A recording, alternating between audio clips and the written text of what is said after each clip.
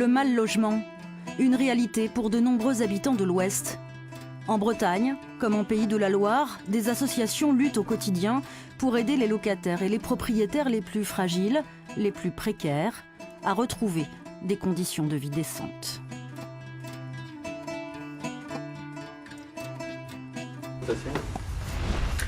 Alors il y a un gros problème d'humidité, puisque le plafond et tout le papier sont noircis, et la VMC me semble ne pas fonctionner du tout. Et en plus de là, l'eau est coupée là. L'eau est coupée dans la salle de bain et les toilettes. Donc madame doit aller dans un logement à l'accès supérieur pour pouvoir prendre ses douches et utiliser les toilettes. Dans les logements qu'elle visite, Gaëtane Marot recense tout ce qui peut porter atteinte à la dignité des occupants.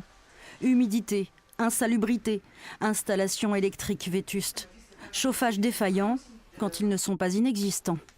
Elle travaille pour la Confédération sociale des familles du Morbihan.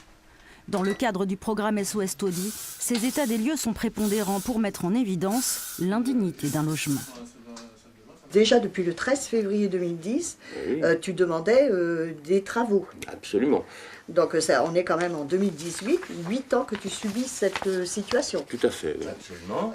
Mon rôle est d'aider les locataires à obtenir des travaux lorsque le logement est non décent.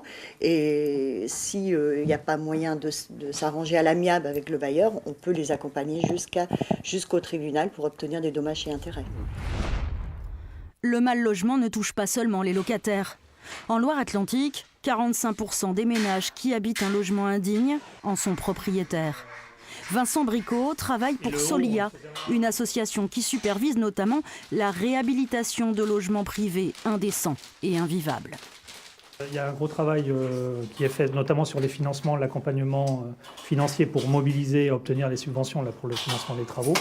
Et puis à côté de ça, notre organisme réalise aussi la coordination au niveau des entreprises, donc au niveau du chantier, donc en réalisant ce qu'on appelle la maîtrise d'œuvre.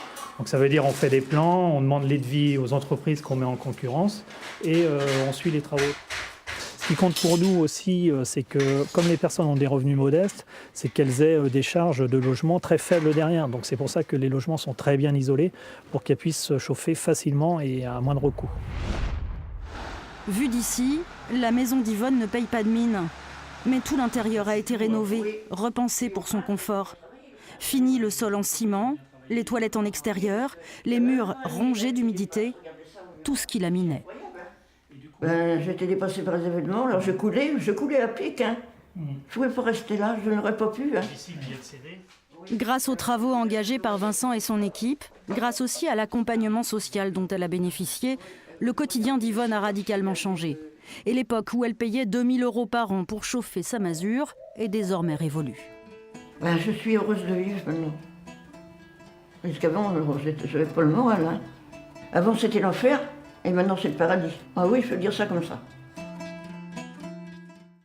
Le sport à présent est du tennis de table. Elle s'appelle Yuan Jianan. Elle vit dans le Choletais et elle est